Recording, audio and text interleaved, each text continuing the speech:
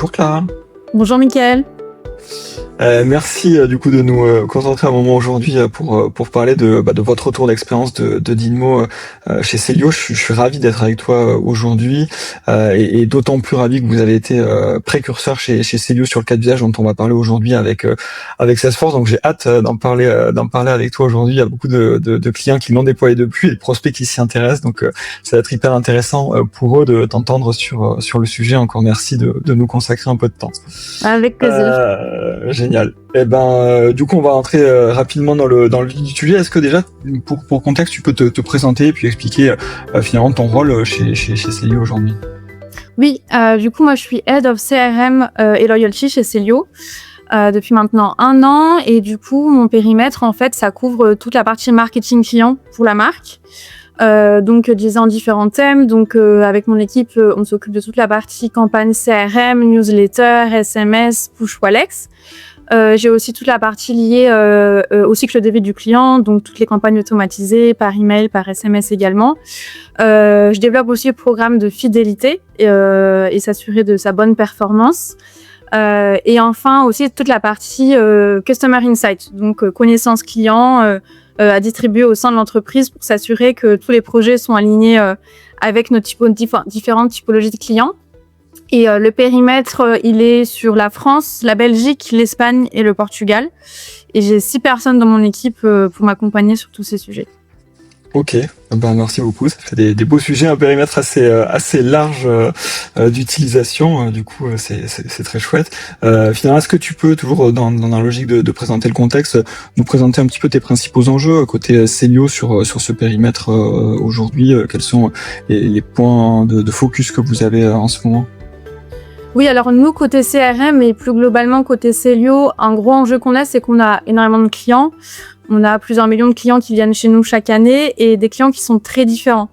On peut avoir un jeune homme de 20 ans qui vient acheter sa dernière collaboration gaming et un homme de 50 ans qui va venir pour renouveler ses essentiels.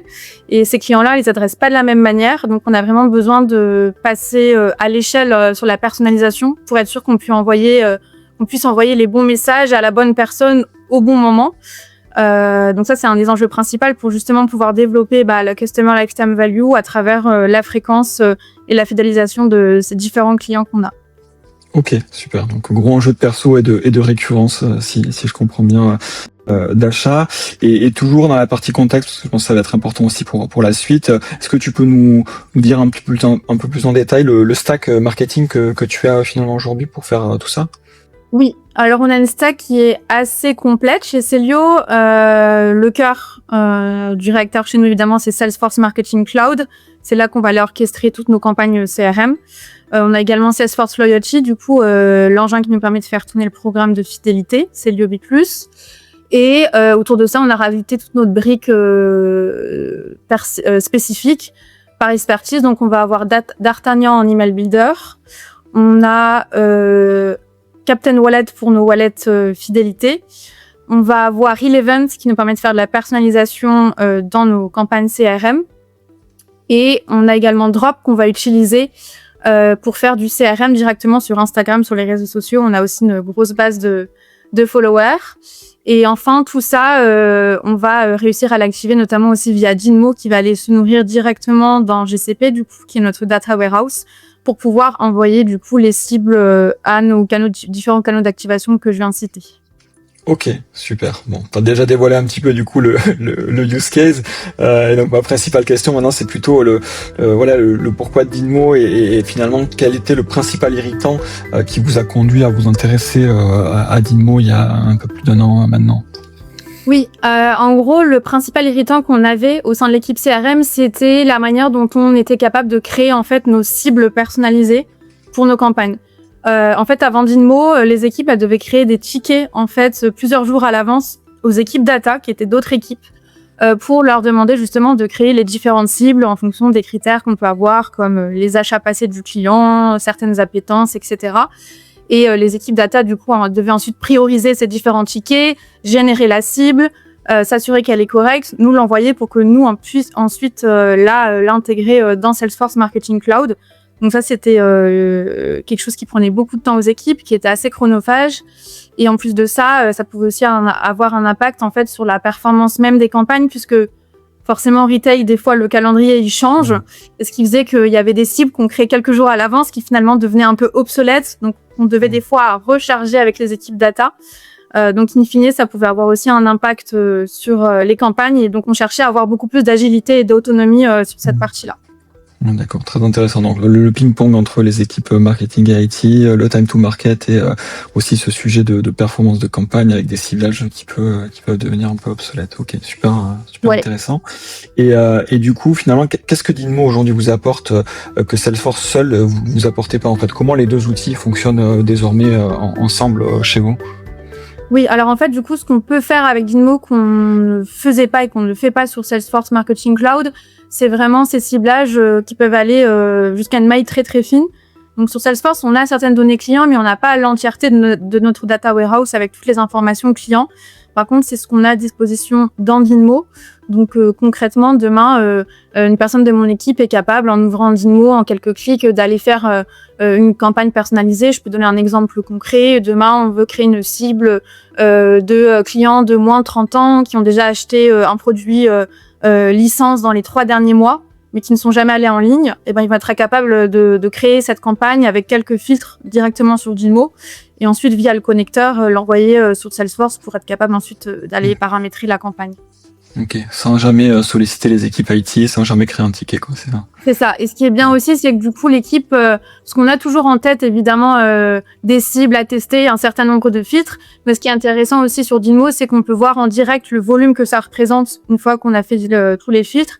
Et on peut être amené à ajuster en fonction du volume qui apparaît avec les filtres. Donc ça, c'est bien aussi en termes d'agilité. Et ça, forcément, on l'avait pas avant, puisque c'était l'équipe data qui crée la cible. Donc, on recevait un volume et on pouvait pas le modifier, quoi. Et vous découvriez les volumes à la fin, ouais. Ok, super. Et donc pour cette partie un peu plus projet, combien de temps ça a pris finalement le projet pour être déployé chez vous? De A à Z, ça nous a pris environ 3 mois de collaboration du coup entre les équipes Dynamo et les équipes data qui nous accompagnaient du coup sur l'intégration avec GCP, ouais. Ok, super. 3 mois. Et vous aviez un GCP qui était déjà constitué à ce moment-là aussi d'ailleurs. Ok. Parfait. Du coup, maintenant, si on fait un peu le bilan, ça fait presque, un peu plus d'1 an maintenant que vous bossez avec Dynamo sur ce processus-là que tu nous as décrit. Finalement, quel bilan tu en tires après 1 an d'utilisation? Est-ce que le quotidien de l'équipe il a vraiment changé? Est-ce que mission réussie ou pas, quoi?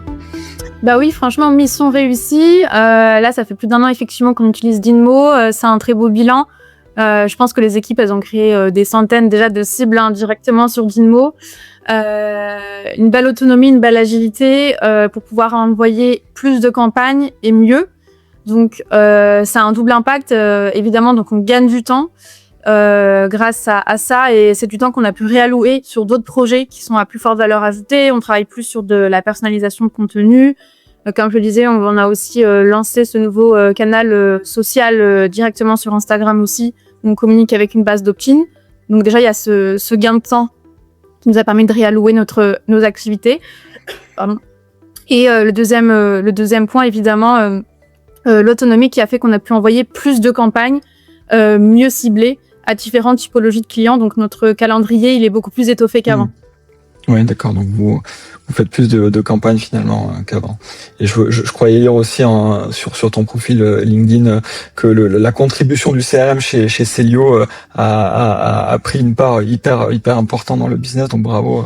Je pense que c'est pas que grâce à Dynamo évidemment, c'est tout le travail que vous avez fait sur le sujet avec de belles technologies et beaucoup d'efforts, je crois. Mais oui, tout à fait. On a vu une belle la contribution du CRM au revenu global a vraiment bien augmenté cette année, notamment grâce à ça, justement nos stratégies d'hyper-personnalisation, que ce soit en termes de campagne, de cible, mais aussi de contenu. Et c'est justement toute cette stack-là ensemble qui fait ce travail synchronisé qui nous a permis vraiment d'avoir un bel impact sur la contribution. Ok, top. Bah, bravo pour ça. C'est peut-être aussi un peu grâce à Jean-Claude Van Damme que je voyais aussi. Ok. Ouais, un bon contributeur, génial. Juste une autre question, parce que donc tu t'occupes du scope CRM. Il y a d'autres équipes qui utilisent Dynamo aujourd'hui chez vous? Oui, on a aussi l'équipe paid qui va venir activer Dinmo. Eux, ils ont aussi différents cas d'usage. Typiquement, ils peuvent utiliser Dinmo pour aller, par exemple, exclure des clients existants de certaines campagnes paid pour s'assurer que le budget n'est pas alloué à des clients qui existent déjà chez nous, ou au contraire, pour aller retargeter des clients existants sur un contenu spécifique. Et il y a un autre cas d'usage qui est intéressant pour l'équipe paid, c'est que grâce à Dinmo, ils vont aller regarder parmi les clients qui ont été targetés par des campagnes paid, les achats qui sont réalisés en magasin par la suite sur les jours qui suivent pour avoir vraiment la vision globale de l'impact justement de leur campagne sur le chiffre d'affaires en termes de ROI aussi. Super, la partie on-off aussi, génial. Parfait, bah écoute, c'est très clair, merci encore pour ton temps. Est-ce que tu as un petit mot de la fin éventuellement, quelque chose à dire de particulier avant qu'on se quitte? Oui, bah je dirais un mot de la fin. Ce qu'il faut retenir, c'est vraiment que donner de l'autonomie à l'équipe CRM sur ce genre de sujet, c'est vraiment clé. Forcément, ça nous fait gagner du temps, mais on voit aussi que ça a un impact directement sur la performance des campagnes. Et ça, c'est hyper intéressant pour nous. Donc, on est content d'avoir réussi à avoir un impact hyper positif sur la contribution en quelques mois. Donc, voilà, à voir ce que ça va donner sur la suite. Super, ben merci beaucoup Clara encore pour ton temps, encore bravo à toi et à toute ton équipe pour ces belles performances et puis à bientôt. Merci beaucoup, à bientôt.